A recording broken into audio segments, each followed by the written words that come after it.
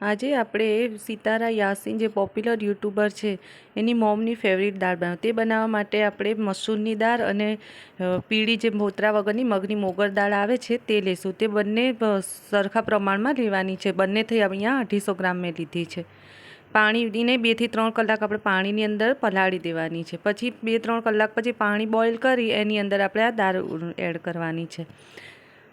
પછી આ રીતે જે ઉપર ફીણ આવે છે વ્હાઈટ ફીણ આપણે કાઢી લેવાનું છે, કારણ કે આની અંદરથી આપણે યુરિક એસિડ બને છે, એટલા માટે આ ફીણ કાઢી નાખો, કારણ કે આને બહુ નુકસાન કરે છે।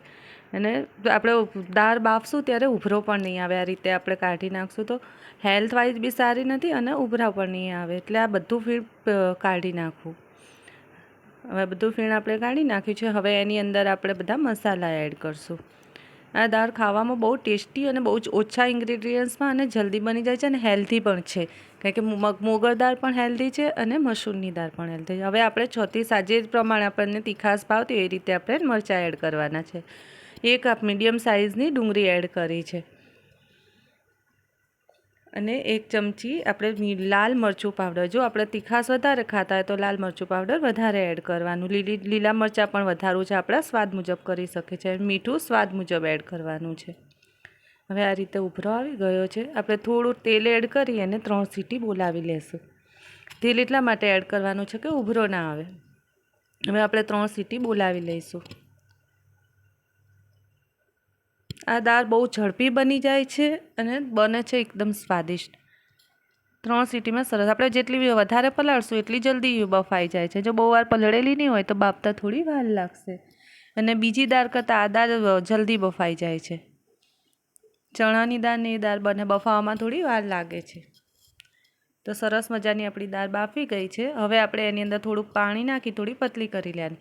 જે પ્રમાણે આપણે પતલી રાખવી હોય એ રીતે આપણે રાખી શકીએ। થોડી વધારે જાડી રાખવી તો પાણી આપણે ઓછું એડ કરવાનું, પાતળી રાખવી તો હજી વધારે પાણી એડ કરી શકીએ છીએ। જે રીતની આપણને ભાવે એ રીતે કરી શકીએ।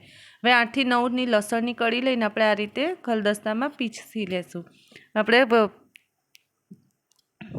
મિક્સરમાં પીસવી હોય તો પણ પીસે, પણ હાથથી જે આપણે પીસશું તો એનો સ્વાદ બહુ સરસ આવે છે। હવે આપણે અહીંયા 2 ચમચી જેટલું ઘી લેવાનું છે।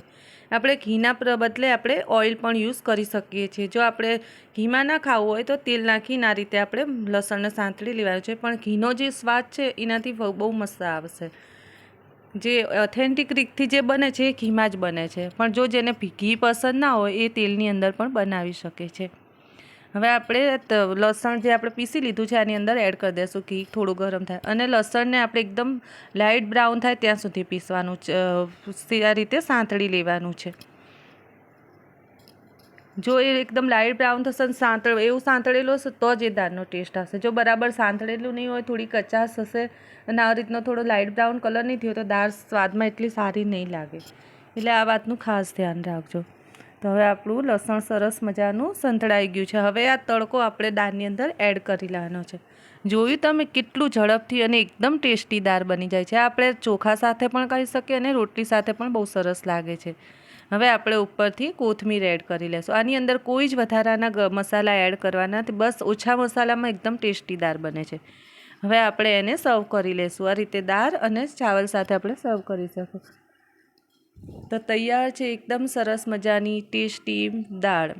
એકદમ ઝડપી બની જાય છે। ફક્ત આને બનતા 10 થી 15 મિનિટ જ થાય છે દાળ બનતા, કારણ કે બફાવવામાં પણ એટલો ટાઈમ નથી લેતો અને આની અંદર આપણે બધું બાફવામાં નાખીએ એટલે વઘારમાં ફક્ત 2 મિનિટ જેટલો ટાઈમ થાય છે।